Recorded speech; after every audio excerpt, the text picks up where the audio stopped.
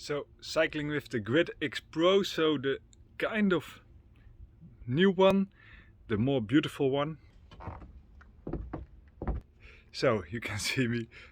So it has the Saphire glass, not longer Gorilla Glass, so it's way more durable. It's also a little bit lighter, and it has a special coating on it, so when you use a touchscreen, it doesn't get dirty quite that often.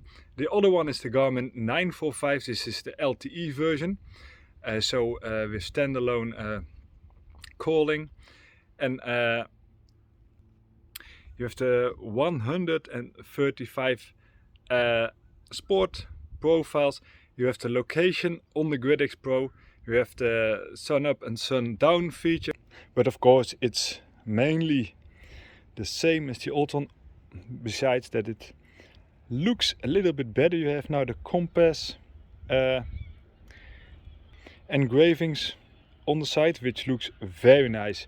If you just compare this Polar Grid X Pro with the Garmin 945, and of course you can also compare it with the Garmin Fenix 6, but for like the real sporty stuff, which I do, like running and cycling and swimming, I think the 945 is just better.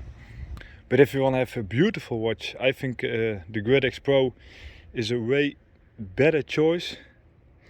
Look at those buttons on the side. This ring with the engravings does not like turn like on the Samsung Galaxy, so it's a little bit, yeah, just for the looks, but I really like it. And just here in the sunlight in this color combination, this is the Norway copper version, if I say it correctly. It just looks awesome. So now inside, so I can show you everything on this nice watch.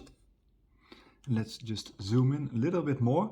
So this is the start and the lap button, and this one is the pause function, and if you just hold it you can stop it, but if you just say pause, you can see the hours and the distance. So we did 77.81 kilometer, and you see the, I think it's the actual heart rate still measuring, so that's kind of remarkable. Oh, now it's gone. Let me just push my finger underneath. Will it go measure the heart rate on the finger here? No, I don't think so. So when you just hold it for 3 seconds, you go to the end screen. So the recording is ended. It goes like to the saving mode. Let's hold it like this. And if you like the video, please hit the thumbs up button. Sorry, the thumbs up button. We did quite a harsh ride, so I'm a little bit tired. So what do we have? We have the swipe capability. So quite high. It was really intensive for me, energy used. Yeah, you can read everything. So the carbs, protein, the fat, and of course it's not as accurate as going to the hospital and just let your body have measured. But it's nice nowadays that those watches can measure quite a lot, with of course a little bit of bandwidth in the accuracy. But I think that it has really nice features, this Polar. So it's really up to date if you compare it with the 945 or just with the Phoenix or with the Sunto, which I also tested. So it's just on this channel. So please subscribe if you want to see other sport watches, but also of course the cycling computers, etc. So I think that was the last one. Then you can just go do anything, and then we get this nice, whoa, I reached my activity goal. You feel the vibration, I think you also heard that. And then we're on the home screen. So if you do like that and have the notification, and here you go do the functions. So let's go back, and if you swipe it to the left, you can see other screens here. So you saw there again the 246% activity level. Why is there no daylight data? That's because it's not connected to my phone, because my phone is now recording this, the height. And of course you can also use the buttons. So if you just push this, you go to this screen. And if you have like a Polar, like a Vantage M2 or an Ignite, of course, the screens will look a little bit the same. It has 7 days battery life, they tell us at Polar. So in real life, it's also the case with the Samsungs, the Garmins, etc. It's always a little bit less than they tell us, but it should last for 5 days.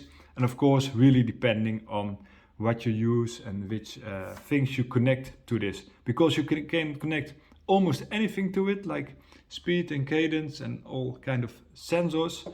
But in my memory, not the On Plus, which you can connect with the Garmin. So it has an always on feature.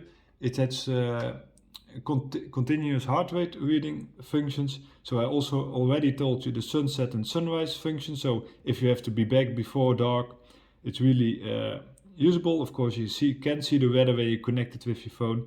You have your weekly statistics about what you did. You can just, how do you call it with music? You can just say play you music or next song. You can really tweak that, but there's no capability to just put music on this watch. So you have to bring your phone with you. It has this nice serene function, the Strava live segments, which I really love because it just tells you if you connect it that the Strava.com is like starting, so you have to really push it, and you can also see like the end. You also have the load state and the FitSpark, and this is really a nice 240 display, so really nice. But it's really outdoor looking watch. You can use it for all the sport profiles, which again are 130, so that's really a lot. I think it's way more than on the Garmin's. What they did, they just pushed in this device old customer feedback of the normal GridX. You also have the titanium version, by the way. So this is 500, the normal one, just in this Nordic copper. But you can buy it in titanium, which is a little bit lighter, so 15% lighter. And also a little bit more durable. But I like it as it is. So with the Saphire lens, so one of the strongest transparent materials. I think only diamond is like stronger, so this screen. And if you go like hiking with it and do anything with it, like I want to do with my device, I don't want to just nurture them, but just use them like they are supposed to be used. So it has the compass. You can set, of course, brightness to all kind of levels. And of course you can also buy it in a normal black color and other colors, and you can change those belts. Oh yeah, what I forgot, if you buy like the titanium version, you get leather straps. This isn't leather, this is just plasticky, but it looks really nice. If you just compare it with this strap on the Vantage M2, I think this looks really like a nylon, really fashionable, and this looks a little bit of plasticky. So I think some big differences between those watches. So what I will be doing is testing it, also go swimming with it, and also go running, and just compare it with the other Garmin's and Polars, and perhaps also a Suunto. So thanks for watching, hope you like it. If you want to see more videos, just look below this video. I will make the comparison videos and just put them on the YouTube channel. So thanks again, thanks for hitting the thumbs up button, and see you next video.